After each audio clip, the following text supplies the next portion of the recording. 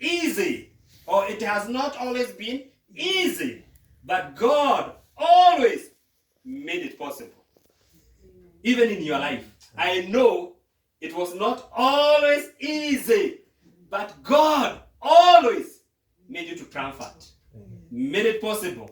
Even as we face this future, let us rest assured that it will not be always easy with the life, but God will always come through for you.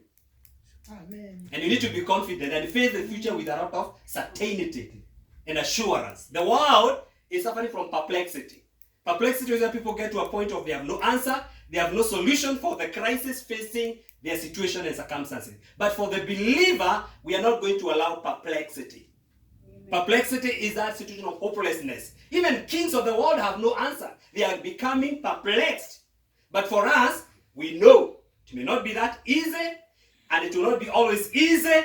But one thing we know, I shall be with you until the end of the ages. That is the assurance that the Lord gave us. You remember this time when the disciples are Merikebu, and it was hit by a storm, and Jesus was just resting there and relaxed. That was not an easy moment, but he made it possible. One time they wanted to pay tax, they didn't have money. It was not easy. The tax collector of the day, the KRA of the day, just came and they wanted money. Na hizo akawambia, endeni mtege samaki. Kwa hiyo samaki mtaona some money to pay. It was not easy, but he always made it possible. Amen. Sindio? Yeah. And we need to brace ourselves. We need to prepare. We need to arm our minds. We need to be sober. That life will not always be easy. But one thing I know, God will always come for me. Amen. I know it may not be easy as a young man. I know as a business person it may not be easy. I know as an overseer it may not be easy. I know as a mother, I know as a student, things may not be easy. Always easy, but God will always cause me to triumph. Amen. And I like it, especially when I get challenges, because I know how to fix it through the grace of God. Amen. Amen. One thing I do is I go to pray and worship God and speak in tongues and worship. And then I feel some presence of God, and I know God has fixed a few things, and I get connections and things work like that. Amen. Because we live in two realms. There is a realm called the earth realm, and there is a spiritual realm. If you are here and you are single face or a kwako. Single face is you only live in the natural realm. You are not interacting with another realm. That is your single face. Unajua hii stima ikiwa three face, mostly when there is a problem with the power, the other phase will not be affected. It's Those true. People do three phase. It's true. But if you are single phase, you always suffer from power blackout. But if we are connected to another realm, even if there is a blackout in the natural realm, will always be ignited from the spiritual realm. Amen. And especially as a young man, like what David said, how can a young man keep his way pure? By hiding the word of God in the spirit. There is a dimension called the spirit realm. You hide the word of God in your spirit. Sindio? Because it will not always be easy. It will not be always easy. But one thing I want to assure you, if you are walking with God, God will always cause us to triumph. And this is the confidence and the hope we have in Christ. Amen. And I want to assure you, no matter what happens, no matter the future, the Bible says God sees the end from the beginning. He has the roadmap. He has the Google map. He has already gone ahead of the time. He is internal. He doesn't need time to respond to issues. He doesn't need history. He doesn't need forecasting, future casting to understand the future. He is internal God. And he lives in the future. He is the same way yesterday, today, and forever more. And if we enter in that dimension of timelessness, while we live in the natural realm, we'll experience another dimension of timelessness while living in the flesh. Is it possible? Yes, possible. You believe in me? You believe what I'm saying? Yes. Iko sawa? Yes. Kuna account pale. Ile account unasikia? Ile account ya pale. Hiyo ni account number? That is account number? 48. Hiyo ni Mombasa. No, Nairobi. Addition. It's an additional county. Genesis chapter 18 and verse 14. From New King James Version. I just wrote it here because of time. I just want to rush through. Is anything too hard for the Lord? That's a question. Is anything too hard for the Lord? Those are some of the statements you use when you are praying. It's true. Because muuliza, you have asked me, is anything too hard for you, God? You said that. I didn't say it. I didn't say it. It is you who said, you shall be with me until the end of the time. You said, you will heal me. I didn't say it. It is you. You are Emmanuel, God with us. Be here. It is you. I didn't say it. So it is, you go, you challenge God with his word. And that's why you need to be prophetic. Prophetic is the ability to get that which is written to be activated. Are we together? That is what it means to be prophet. You don't need a prophet to come and say, that is the Lord. It can happen sometime, but when you are reading the Bible on your own, there are certain things that get activated, highlighted. Isn't it? Huh? Highlighted nakasa your spirit. And that word is become your prophetic word. And that is the word you need to use to make proclamation in your circumstances. Because he said it. So this is Genesis 18 verse 14. Is anything too hard for the Lord? Is anything too hard for the Lord? At the appointed time, that word appointed is a Hebrew word moed, M-O-E-D, moed. Moed, it is that time when the natural realm interfaces with the spiritual realm. Let me repeat again. Moed is a Hebrew word for that appointed time. It is a point when you meet with God. It is a point when humanity begins to meet with the supernatural power of God. And supernatural things begin to happen. And God is promising Abraham a moed, the appointed time. That is the Hebrew word used there, appointed time. M-O-E-D, the moed. And even during the days of Moses, anyone who wanted to meet God would walk away from the rest and go to the tabernacle of meeting to meet with the Lord. So a moed is not just a casual moment. You can't experience a moed in your bedroom. You can't experience a moed in a party or just relaxed. A moed is experience when you get out of the camp and just take some steps away from the rest and meet God. It is a time when you want to talk to God. You want God to intervene in your circumstances. And especially young men like us, and I'm also included in that group and bishop, that a moed is that reality. You are tired with the status quo. Amen. You are tired with the mediocrity. Amen. You are tired with the normalcy. Amen. You are tired with issues that have been around your life forever. And you want to break away from the camp to meet God. That's a moed. Amen. And God is telling Abraham, yeah, I'm going to give you a moed. That's a moment when God just comes down in your circumstances. It's a moed. And I'm saying in those days of Moses, people would just leave the camp and travel a few meters or miles away to the tabernacle of meeting to meet with God at one point. That was a moed moment. Anyone who wanted to find God, anyone who wanted to seek God and wanted to have a moed had to get away from the crowd. Amen. And if you want a moed as a young person, you've got to get away from the crowd. Amen. That's a challenge, isn't it? Yes. I have to get away from the crowd. I have to get away from the status quo. And that's why Jesus said, it was said, but now I tell you, isn't it? It was said, but now I tell you. It's a moed. Emmanuel, God with us. And that moed is available for every one of us. And God is promising Abraham a moed. Appointed time, I will return to you. What a promise. I will return to you in Njoroge. It doesn't matter. I will return to you and you can have a moed. An experience that is only unique to you and no other human being on the face of the earth. I will return to you according to the time of the life. That is, according to the chronos. Chronos is the calendar time. According to the chronos, the calendar time. So God is saying there is an appointed time in heaven, and that appointed time or moed will be synchronized by a time of life. What I will call kairos and chronos. Kairos is that season of God, that opportune time. Like now, I am Mutua. I'm approaching 50 years. I'm about there, almost there. And I'm supposed to have done certain things. Go to school, learn how to speak broken English. Hello? And we have Mwalimu here to correct, no problem. And then a few things, get married. So, the things I do within the 50 years period of my life is what I call kairos. I'm able to know what to do when. Hello? That's a kairos. What to do when. Because you grow old and you'll be 90, but you have never gone to class 1. So you'll be 90, that is the chronos. It will be a normal passage of time. You'll be 90 years, 95 years, but you have never gone to class 1. Now, even if you are 90, the chronos is your ability to identify moments that you need to go to class 1, class 2, class 3. Those are moments in life. They are called chronos. Kairos. They are season. You sense this is the time of God to do certain things in my life.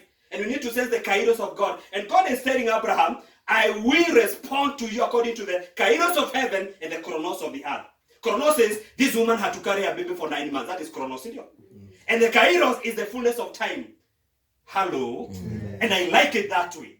I don't know when God will come, but I want him to come in my chronos. Amen. In my opportune time, in my earthly life, I want to interface with the spiritual realities that were ordained for me before I was born. Amen.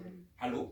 And there are things, Joroge, that you're supposed to interface with God for now. And they are there, they are waiting for you. See there? And that's why Kisama Biblia in the fullness of Time. that is the kairos. In the fullness of Time. Jesus was born. I heard when Monroe, the late Monroe, was explaining that Jesus would not have been born outside the Roman Empire. That was the best empire to explain about the kingdom of God. The prevailing condition in the Roman Empire was so conducive to allow people understand what kingdom of God is.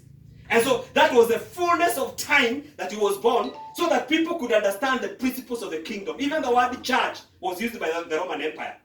The word church was not a religious name. I'll build my church, ecclesia. It was used by the Roman Empire. It was a terminology. And some of those terminologies were adopted in the kingdom. Even John, the Logos, some of those words were there. And Jesus, God waited for the fullness of time for his son to be born, even in an empire that will well explain the principles of the kingdom of God. He was not born during the Greek Empire. He was born in that particular season and time because there are certain conditions that God waited for. And when it was right, he said, no, this is the right time for my son to come down. And that is the chronos interfacing with the kairos. See, God can choose to come in my life at 40. No problem. That is my chronos. Chronologically, I'm 40. Cairo, it is the time of God. It's not late. For Abraham, he appeared to be late, but it was not late. Remember this time, Martha and Lazarus? They called Jesus, he delayed deliberately. And the guy died. The guy died. And when Jesus came, Mother is telling Jesus, if you came, that is the Eve syndrome. If you came when we called you, this brother will not be dead. Now he's dead. Ata Nanuka. And for Mother, she thinks he is too late. Why are you coming at this time? I wish you came when we called you. I wish you came when we text you, Jesus. You are coming at the wrong time. It is too late now for you. Jesus akamwambia, let me tell you, if I would have come when the guy was sick, the glory of God would not have been manifested in this manner. Amen. And that's why he went to the tomb. For these people to believe, that's why Jesus wept. He did not weep because of emotions, but he was interfacing with the mood of heaven. And he was feeling for these people unbelief. And that is the same situation Jesus is weeping for us because of our unbelief.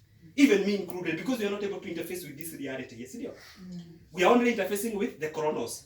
That is so discouraging. When we see the chronos, we see corona. When we see chronos, we see discouragement. We see we are getting late. Things are, it is like things are not working. Things are not connecting. But the kairos of God and the spiritual realm is just saying it is the fullness of time. Heaven is rejoicing.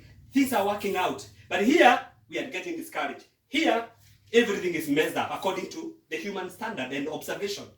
Now, Mother is telling Jesus, if you came the time we called you, this situation would not have worsened. My brother would not have died. Lakini hizo akasema, I am that resurrection. I am the fix of the situation. I am the resurrection. And that's why when he went to Lazarus' grave, he did not just tell everybody to wake up from the dead, because everybody would have risen up, and that was not the fullness of time. He said Lazarus, very specific. Lazarus. Because that day it was only Lazarus who was supposed to rise from the dead. Come on, rise up from the dead. No, everybody would have risen away from the dead. That's why he was very specific. Lazarus. He is the resurrection, even today. And Jesus is the answer. Anytime he comes in our situation, it doesn't matter. We may think chronologically we are late, but according to the kairos of God, it's a fullness of time. Amen. Amen. Amen. Praise the name of the Lord. Amen. Lazarus may be in the grave. Namenuka, decomposing, hopelessness, and we have done away with that situation. It is gone, and we have put there a big stone. There are those issues that you have put kwa kaburi na umesahau. And there is no hope. But I'm here to encourage you through the word of God. The resurrector is here. He is Jesus Christ and he is in the scene. Amen. And he is with you, he is in you. And the hope of glory. Praise the name of the Lord. Amen. And he is able to resurrect those situations and circumstances that are smelling as imekufa. Because he has come. And it is in the fullness of time. That's why we can't say, if you came earlier. If you came when we called you. No. We know this is the kairos of God. And Jesus delayed deliberately. Because he wanted to come at a time when the glory of God will be fully manifested. And that is the same situation in our lives. He will service and appear in the fullness of time. Amen. The Moed. Siambie jirani yako, your Moed is here. Your Moed is here. Your Moed is here. Your appointed time is here. here. The appointed time. It's here. It's here. But there must be a waiting. There must be an expectation. There must be a searching.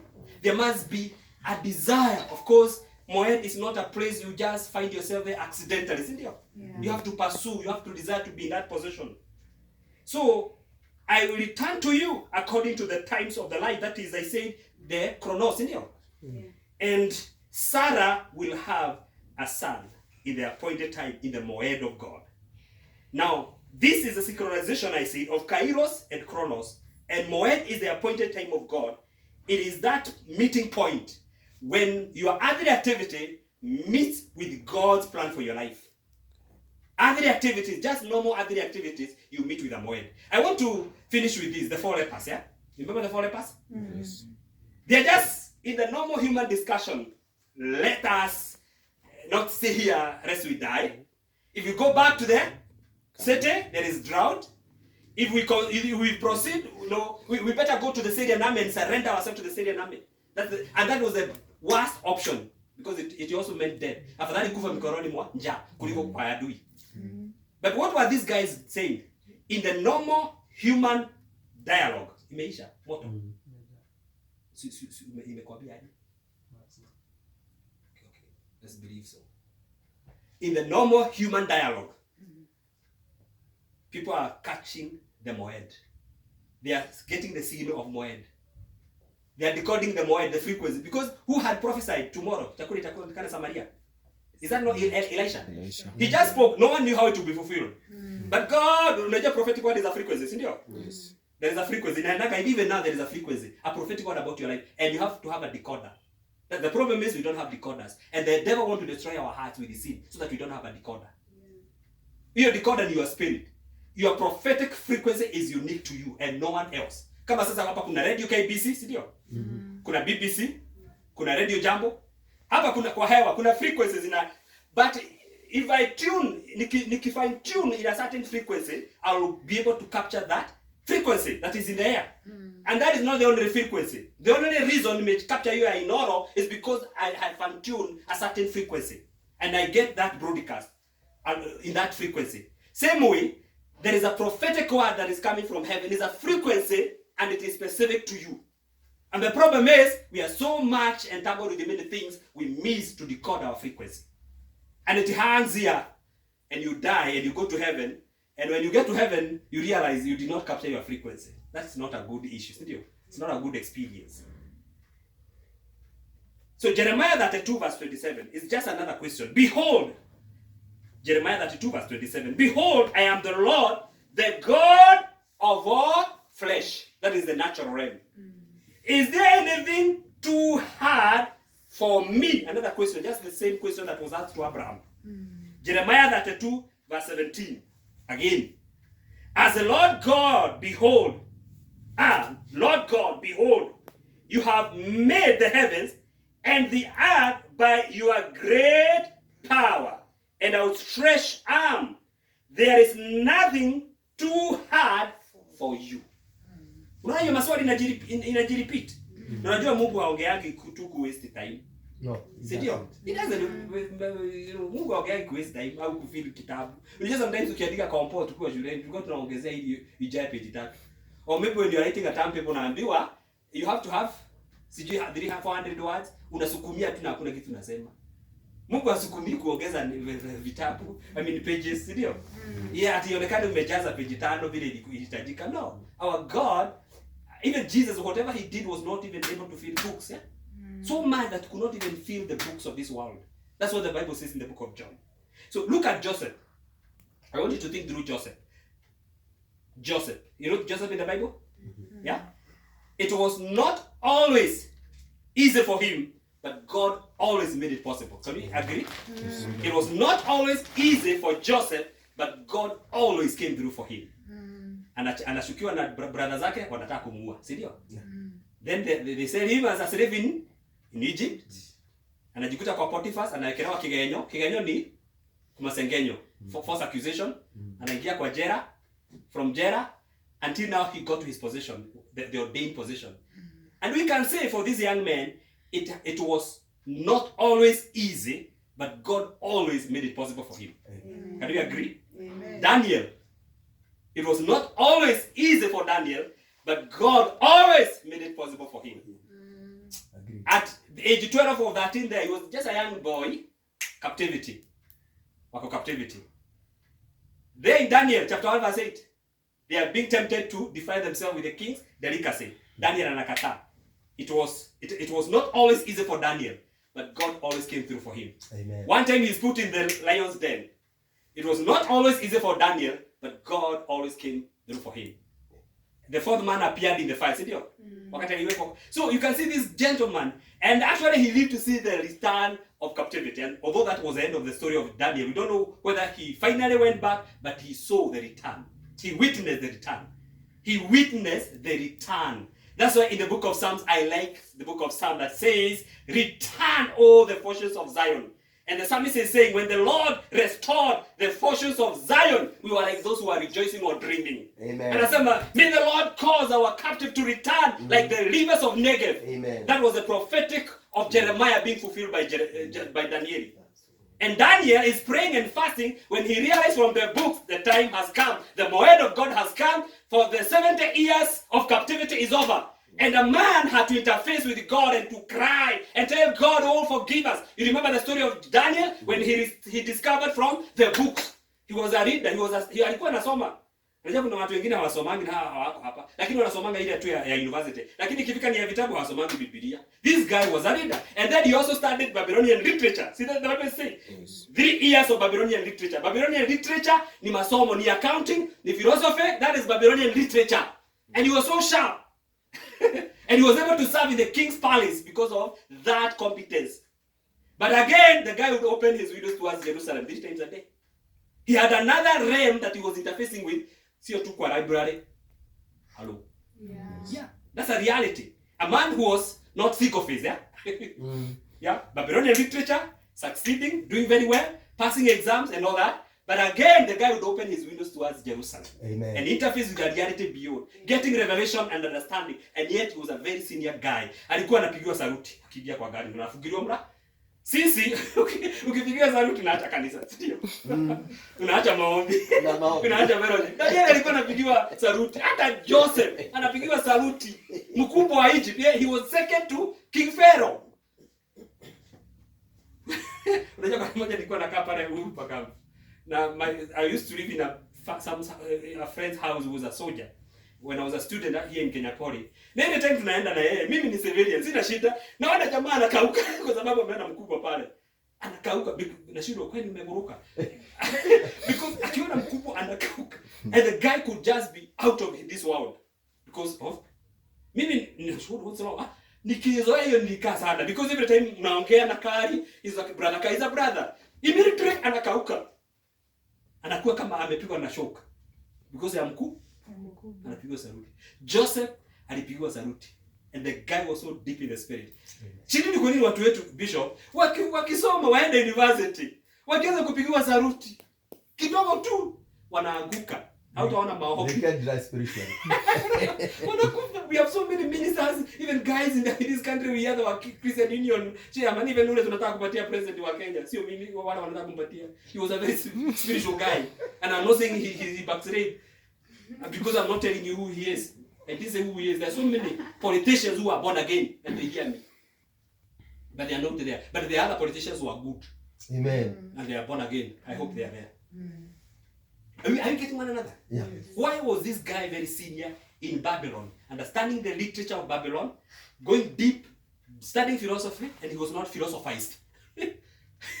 Studying counseling very deep, and he was not affected. Like Muslims. Hata Muslims wakisoma anje, they don't cease to be Muslims. No. Mimi nakanga nao hapa Kenyatta. They are just Muslims. You can't change their philosophy inside. Lakini Kristiani wetu wakisoma philosophy, wasome counseling kidogo, wanaanza kuondoka kwa Biblia, wanaanza kuanza na Biblia. Ile iliwakuza. Ile ilifanya waende university, na waende college. Do you see that? I'm not saying, so study that philosophy, study that Babylonian literature, get A's and B's, A plus or A minus if there is something like that, but make sure you have windows to open. You have windows to open. You have a God to call. You have a realm to interface with. Don't move from that realm. So Daniel was a very senior man, but it was not always easy for him, but God always came through for him. Apostles in the Bible, it was not always easy for them, but God always came. If you have time, you can read Acts chapter 4 and chapter 3 there. When they healed this crippled man at the beautiful gate, they were put in prison and they were charged by the teachers of the law not to teach again, and the priests not to teach again in the name of Jesus Christ. But they went somewhere and they went to their own people and they called upon the name of the Lord. And they told God, look at this threat we have given here. Give us power to proclaim this word and let them see the glory of God. And you have come at that time when the kingdom of God, we must go back to our own people. And that's why we have gathered here. And we are telling God, we want power back. We want the anointing. We want the glory back. Hello? Tumenyorolio sana. Ona tuthiome. Na tuthiome. We want power back. Si ndio? My brother, ukiwekelea mtu mkono anapona. Sio tu bishop akuje muwekelee. My sister hapa Cynthia, ukisema Bwana asifiwe sana, vijana wale wanacheza nao wanaaguka chini. Wakilia wanaokoka. Si ndio? Kimodho. Ukienda uongea na mtu, Mungu anakupatia word of knowledge, unamwambia wewe, Mungu amekuambia unataka kujua na uko na dawa mfuko, unataka kujua. Mungu anakutaka akusamehe na akuhurumie. Analia machozi. We want those demonstration of power. How many are feeling like that is time now to go back and tell God? We want real power. We need it. Hata mimi nasema mimi sitaki kufanya crusade bila power. I want to heal the sick. I want cripples to walk. See there? Yes. And that's why this book, in the book of Acts, they told God, Father, see these threats. Cause us to proclaim your word in power. And what happened? The place they were shook. Ikatingika. And they were filled again with the Holy Spirit. And more people were added to their number. In Jesus' name. Let's lift our hands and tell God, thank you, Father. Let's just bless the Lord.